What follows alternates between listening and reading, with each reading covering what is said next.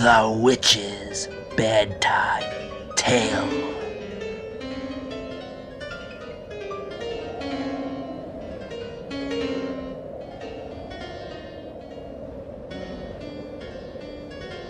The fascination of the eerie, weird, blood-chilling tales told by old Nancy, Witch of Salem, and Satan, her wise black cat.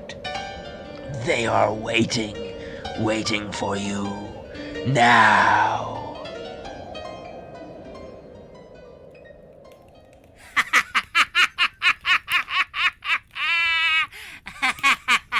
Satan. It's a special night tonight, as we has a special story. This one we told to radio listeners on a Friday night, August 10th. It was in 1934.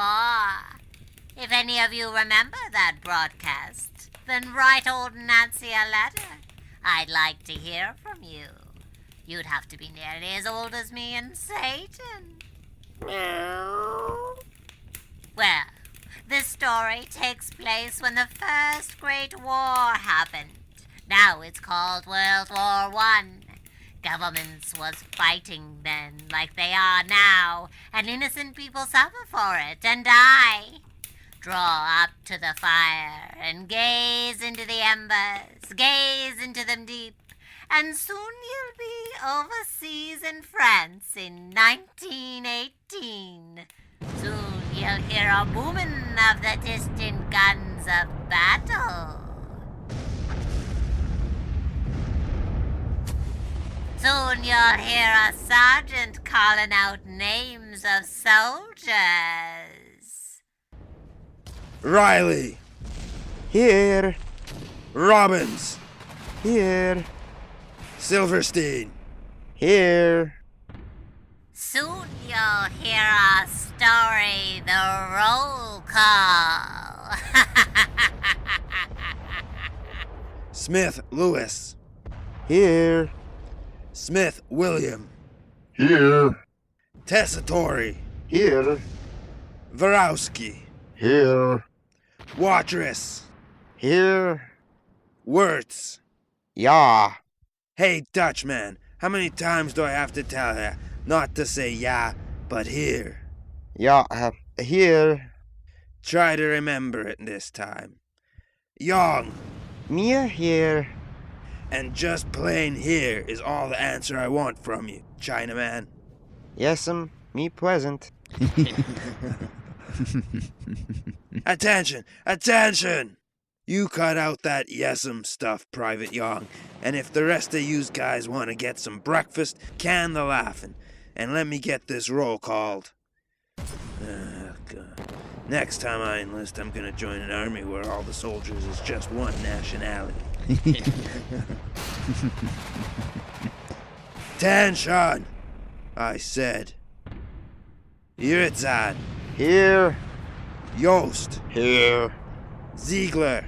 Here. Well, you greaseballs are all present or accounted for, after the pleasant little hike we finished last night. All right, go get your breakfast.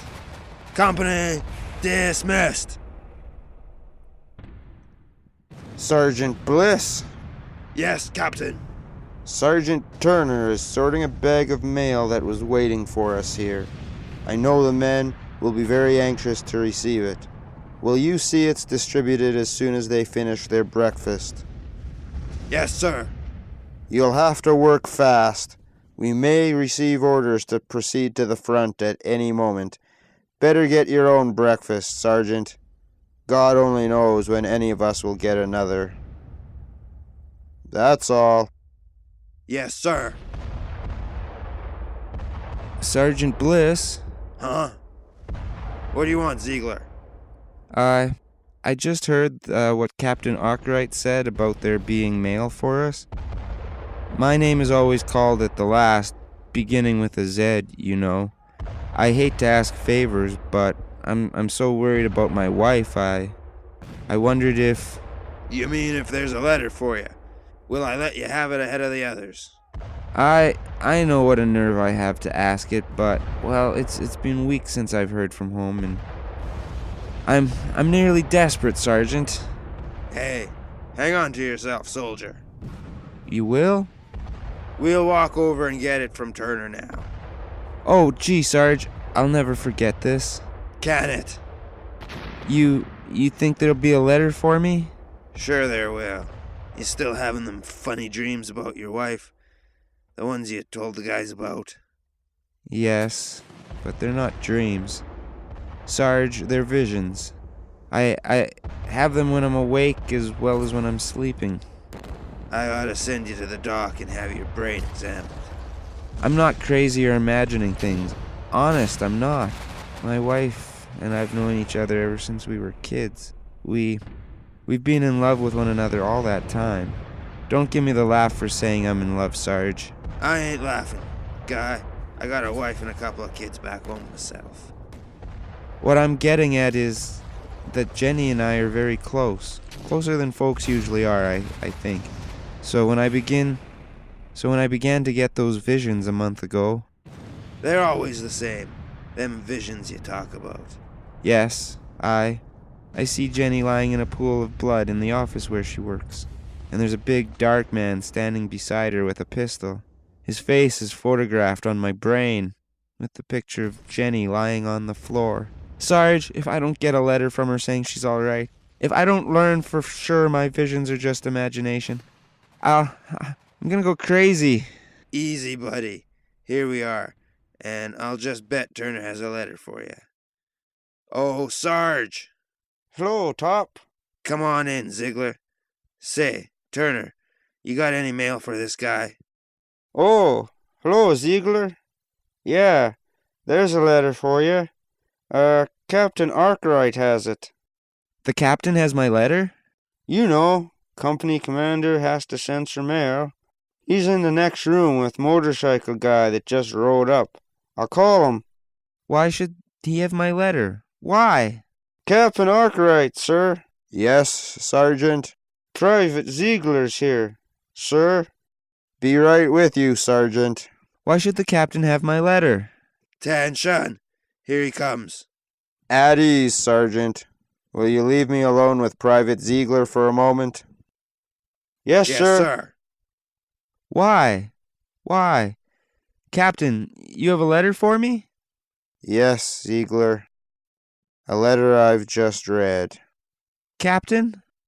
You must prepare yourself for bad news, old man. Bad news? I read your letter because I've heard of the worry you've undergone during the past month, and because it bore the return address of the New York Police Department. The police? Ziegler, your wife is dead. My vision was true. Jenny has been murdered. Yes. God only knows how that vision, as you call it, came to you. Your wife was shot down by a hold-up man in the place where she worked. The police describe her killing as you've seen it in your dream. A big man shot her. Did the police arrest him? The murderer got away. Your wife was alone. No living witness saw him. I saw him, and he won't get away from me. Ziegler, come back here. Sergeant Bliss, Turner, get that poor devil. Let me go. Let me go. We got him, sir.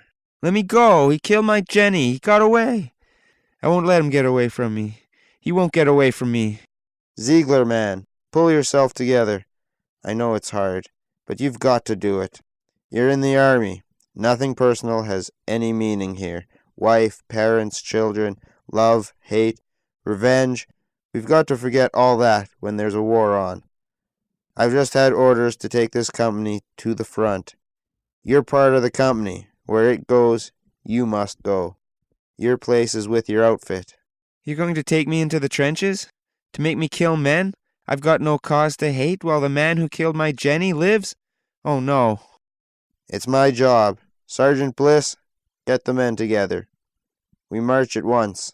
Yes, sir. I won't march. I'm going home. There's just one man I've got to kill.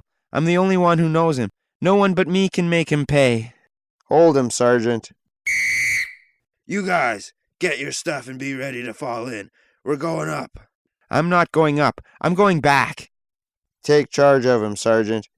I've got to get ready. I got him, sir. Come on, Ziegler.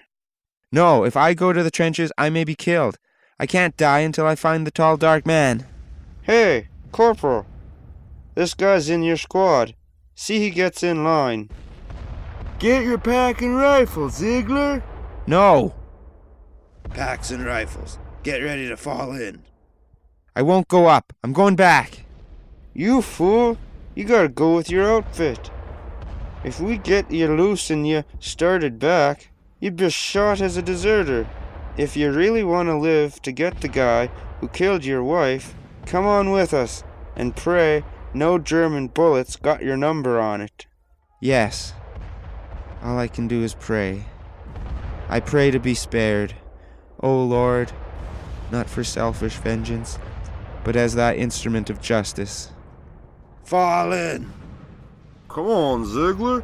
You gotta go with the outfit. I'm coming. Let me live, O God.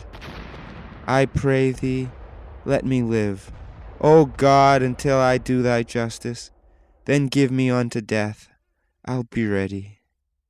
What's happened to the guy? I'll tell you later. The outfit's in line. I gotta get my stuff. Step on it, Sarge. The old man's getting ready to take over. Company, attention. Sir, all present are accounted for, sir. Company, left by squads. Route step. March! I pray thee, let me live, O God. Let me live to bring thy justice. I pray thee, let me live, O God. Let me live to bring thy justice.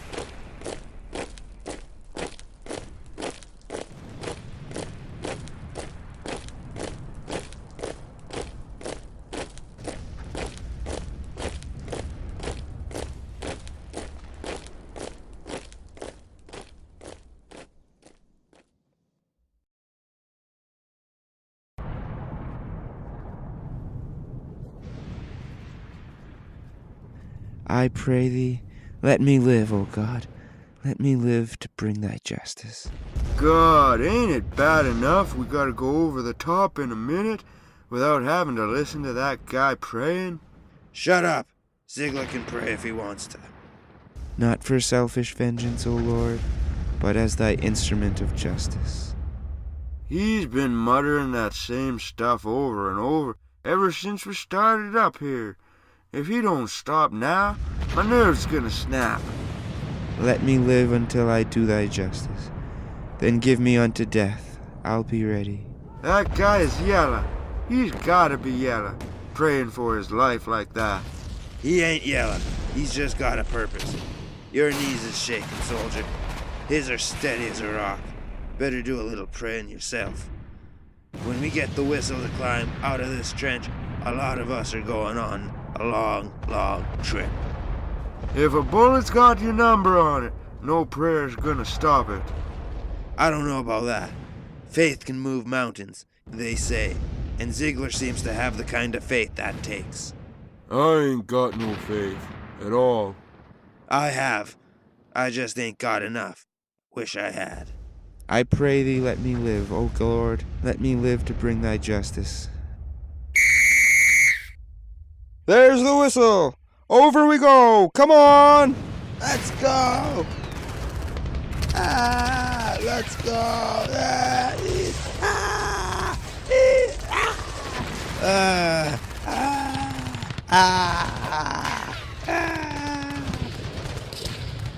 Krauts, they see us, and they're ready for us. God, they've started hell popping. We'll never make it. But, come on. Guys are dropping all around us. We can't stop. Come on. I pray thee, let me live. O Lord, I pray, let me... Ziegler's struck. There's a big hole in his chest. He's done. We gotta go with the outfit. Come on. Ha ha! I said no prayer would stop a bullet that had your name on it. Ah! I'm hit! Sarge! They got me. They got me, too. In the stomach. Oh, God. Three of us will die together. Me who ain't got any faith. You who didn't have enough. And Ziegler. Had the kind it takes to move a mountain. Thou wilt not let me die. O Lord, thou knowest I must live to bring thy justice.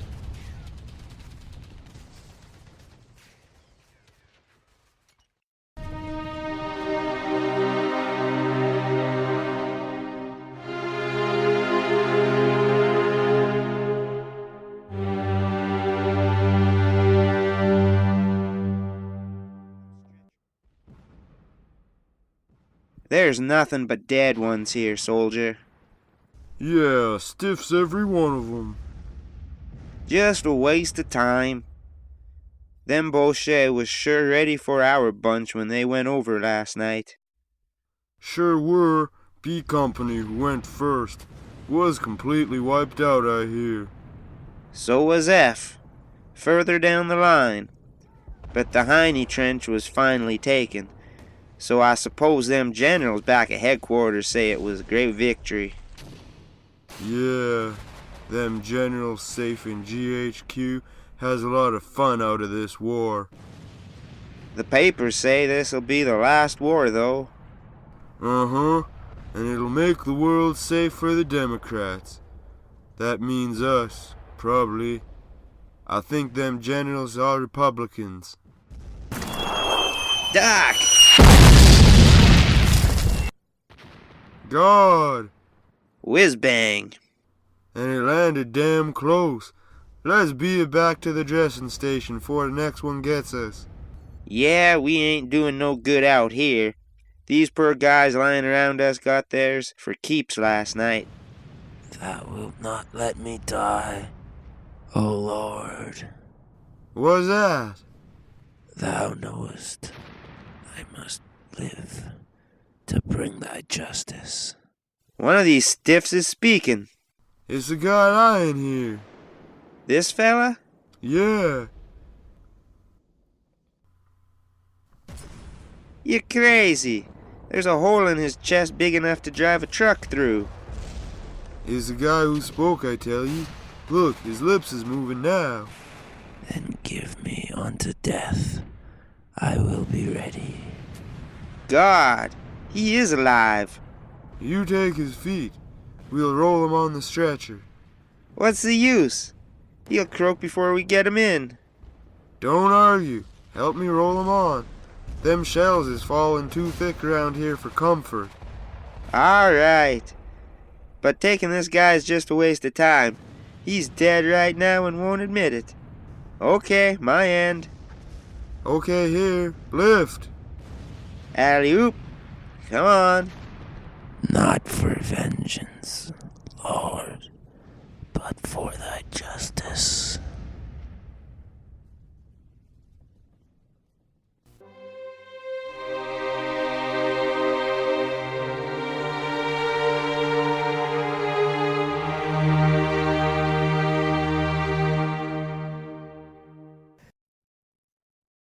You say he's still alive, sister? Yes, Colonel Doctor, and he's growing stronger. He's going to remain alive. I can't understand it. With that hole in his chest, he shouldn't have survived 10 minutes after he was struck. How he lasted the trip from dressing station to field hospital, and then even here, to the base, I just don't know. Now, I've done my best for him as a surgeon, but my best shouldn't have been enough. It's a positive miracle. God must have a purpose in preserving this man's life. I'm not a very religious man, sister, so excuse me for asking why God should preserve this chap out of an entire company. Except for him, his entire outfit was destroyed. I cannot presume to guess God's purpose, Colonel Doctor. We must be quiet. The poor soldier is waking. It's unbelievable that he should wake. I feel as though I'm in the presence of something unnatural. A living, dead man. Shh! His lips are moving. He's saying something. Not for vengeance, Lord, but for thy justice.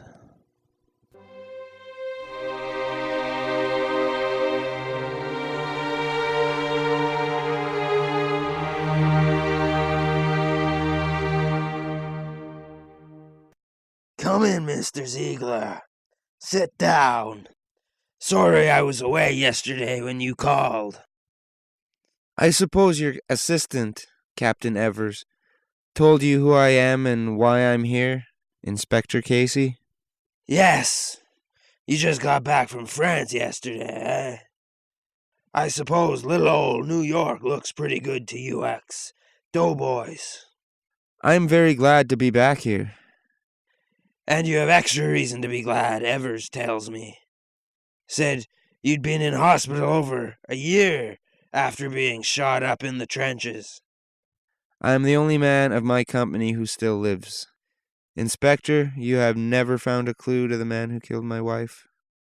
No, we haven't. Don't think the police department has laid down on its job. We've simply had no lead to follow. Your wife was alone when the burglar shot her. The murderer left no evidence behind him, and your dead wife was the only one who saw him. No, I saw him. You saw him? You were 3,000 miles away. Still, I saw him. How? If I told you, you wouldn't understand. Yesterday, Captain Evers allowed me to look through your rogues gallery, the mugshots of every criminal you have. The picture of my wife's murderer is not there. Inspector, I don't know anything about police work, so I'm here today for your advice. How shall I begin a search for a man whose face nobody knows but me? If you really have some way of recognizing the killer, and if he's still in New York, it'd be like looking for a needle in a haystack. A needle can be found in a haystack if a man is willing to pull it apart, one straw at a time. I'm willing to do that, Inspector. There's an old saying that if you stand long enough on the corner of 42nd Street and Broadway, you'll see most of the world pass by. But I don't think there's a living man with the patience to try that very long. I'm not a living man, Inspector. Huh? I'm merely an instrument of justice. Thanks for your advice. Good day, Inspector. Well, I'll be.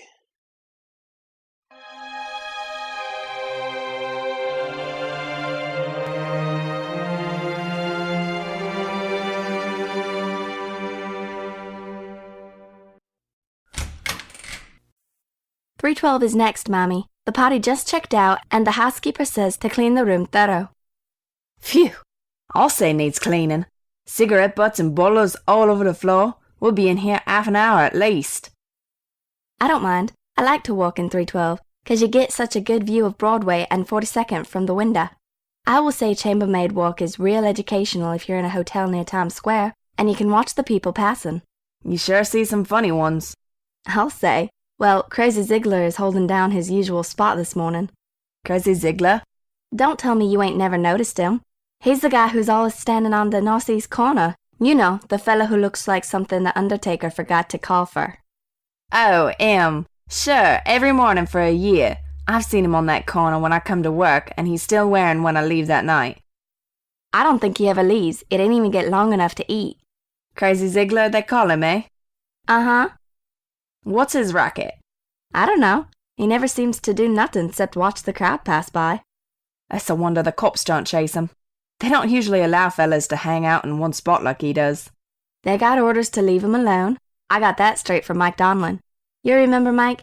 He used to be the traffic officer on 70 Avenue in 40th who was wild about me. Well, we can't bother about nutty guys who stand around all day on corners. We gotta get at this mess. I'll pick up the bottles and you start in with the broom.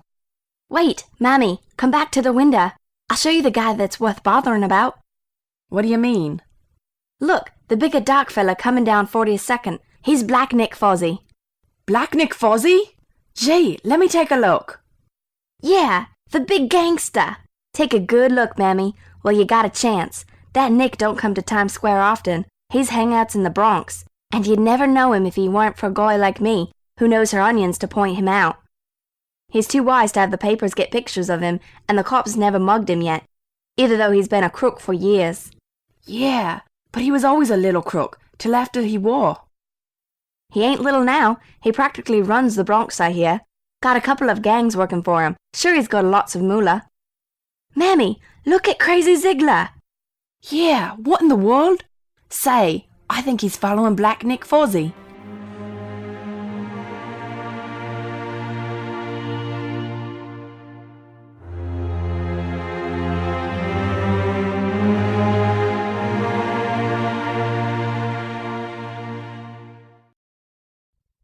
Louie, quit talking like a fool. You're giving me a pain.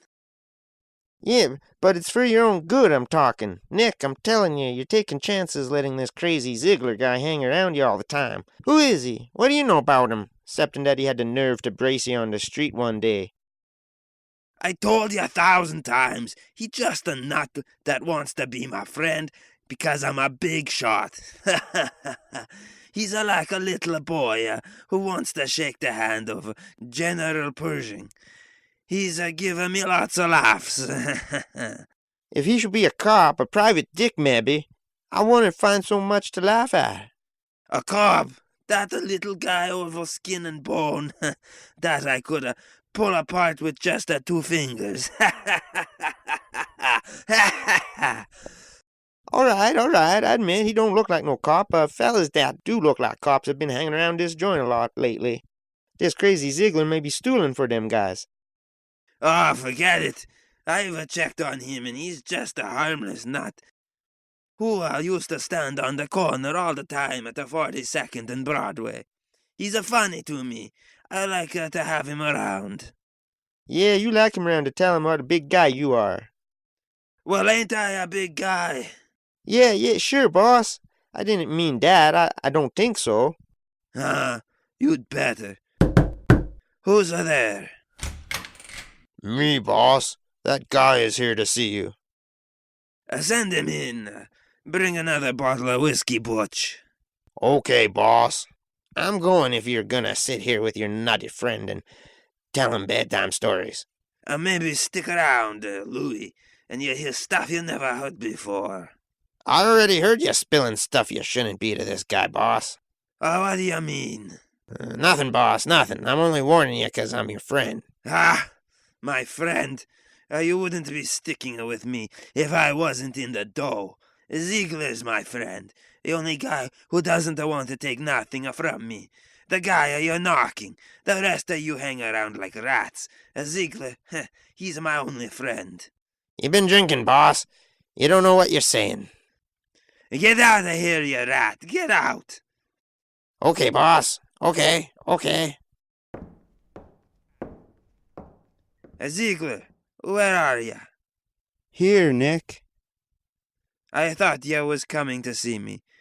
What are you stalling for? Butch said you wanted another bottle, so I went after it myself. You know how I like to do things for you, Nick.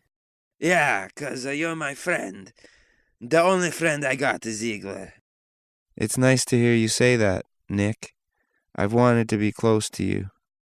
You think Nick is a one great guy? You're the most important guy in the world to me. Open that bottle. You and me will have a drink. Then will you tell me some more about yourself?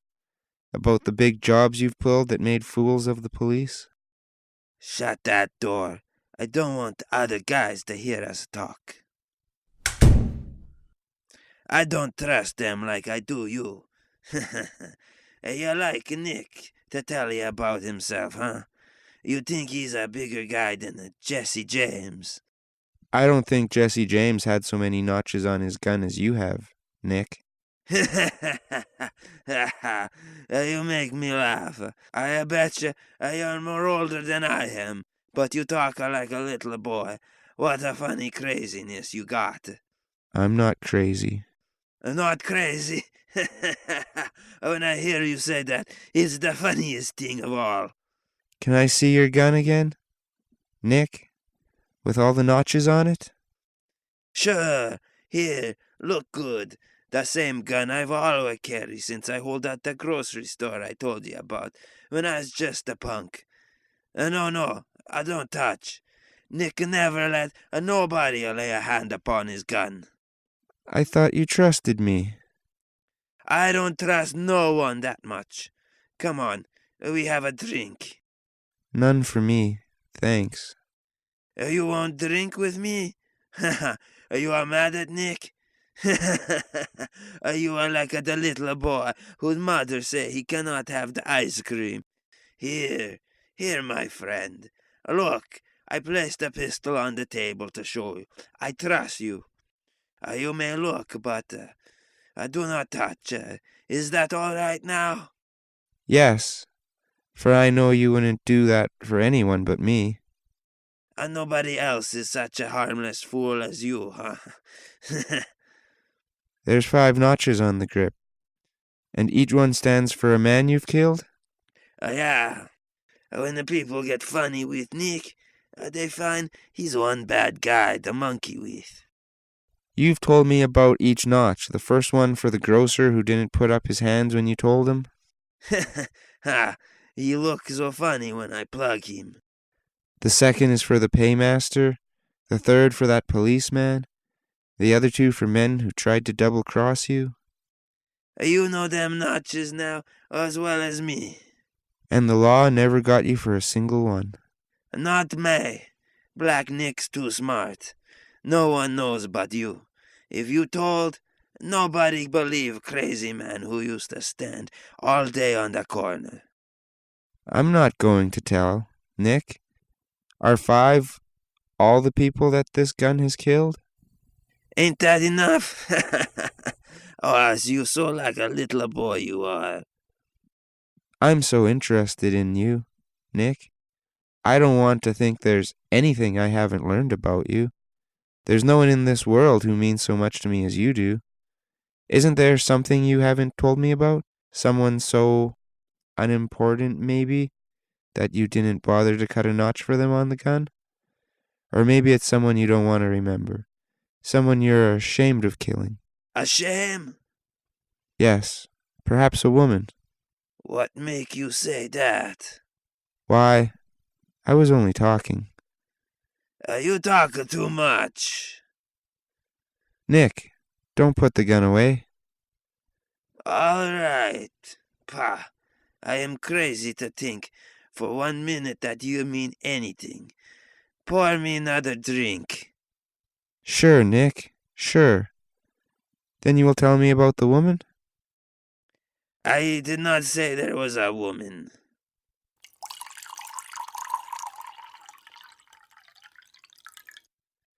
You're not afraid to tell me about her, Nick. You like to tell me things. And you know how much I love to hear about your life. This may be more interesting than anything you've ever told me. I know it will be. Here's your drink, Nick. It is not worthwhile to talk about. But you guess right. One time I kill a woman, and I cut no notch because I was ashamed. You kill a man, and even if you got the hot seat, you still a big guy. But a woman, everybody say you're a dirty dog. What was the name of the woman you killed? I don't know. It was in the paper, but I do not bother to remember. She was a cashier in big office. I watched the joint and when I know she was alone, I go in and say, I want the dough and the cash drawer. She started to scream and run, so I give her a quick hit. Then, before you ran away, you stood over her a moment with the smoking pistol. Yeah, looking at her face, I think she kinda pretty. Say, how you know I stand and look at her? Zig, you crazy fool, put down my gun. Stay where you are, and put your hands up high. Butch, Louis, help! Scream, Nick, scream. Your cries won't save you any more than my wife's cries saved her. Your wife? She was the woman you killed, Nick. The love we had called out across the ocean and stamped her dying message in your picture on my brain. I knew you were the man. God brought me back from death to punish when you passed me on the street long months ago. But I wanted to be sure. You've made me sure at last. And now, as you killed her, I'm going to kill you. No, don't shoot. Don't press the trigger. Don't. You're not going to shoot me. I can't. God let me live for justice, not for vengeance. Ha! You're yellow. Give me the gun. No, keep back. Oh. Now it is you who will die, and Black Nick's gun will have another notch cut in its handle. Crazy Ziegler. You'll never cut it, Nick. Cops! Drop that gun. Your joint's surrounded, and we've got your hoods where they can't help you. If you try to make a fight, we'll burn you down. I ain't gonna fight. Pick up that gun he dropped, Martin. Got it. What do you mean breaking in here? You cops got nothing on me, except taking a gun from a crazy guy who tried to shoot me. We heard everything you told this crazy guy tonight, before he tried to shoot you. That won't stand in court. I was only kidding. You can't prove I said anything. Your pistol'll prove plenty, Nick. What do you mean? No two guns leave the same ridges on the slugs they fire. We've saved the bullet that killed Ziegler's wife. Give me that pistol. Try and get it. It's going to send you to the hot seat, Nick. Take him away. No! Come on. You can't burn me. You can't send me to the hot seat. Come on, we said. No. Well, Ziegler, I guess we got here just in time. I've had men watching you ever since you took that stand on 42nd Street. I was sure you were crazy till I learned you'd left your corner to become a pal of Nick's. We didn't know what you were up to with him, but tonight I thought we'd take a chance and crash the place. Hey, Ziegler, aren't you listening to me? Inspector, there's something wrong with this guy. He just sits there staring at us. Ziegler, get some water, Martin. I think he's fainted. No, wait, he's coming to. His lips are moving. Let me live to bring thy justice, Lord, and I'll go with the outfit. Smith, William. Here. Tessitore. Here. Vorowski. Here. Watrous. Here. Inspector, this guy ain't just fainted. He's hardly breathing. Get to that phone, Martin. Call a doctor. Quick. Yes, sir. Words. Ja. Young. Mir here. Iritzad. Here. Yost. Here. Ziegler. Here. Martin. Don't bother about the doctor. Ziegler's heart has stopped.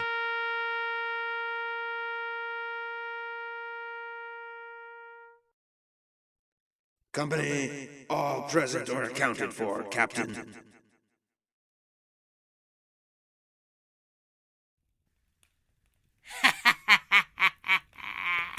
I hope you liked that tale, the roll call, as much as Satan and I do. We got our copy from a book called, appropriately enough, The Witch's Tale, and it contains 13 scripts of the old radio series we done in the 1930s. Yes, we're that old, dear friend. A fine gentleman named David Siegel, with help from his wife Susan, put the book together. and published it out of their love for old-time radio and for the old series. Who knows? Maybe he will send old Nancy some of the Witch's Tale scripts in his collection so we can bring them back from the dead. Well, it's late, and I'm all tuckered out. Time to head off to sleep and have ourselves some pleasant dreams.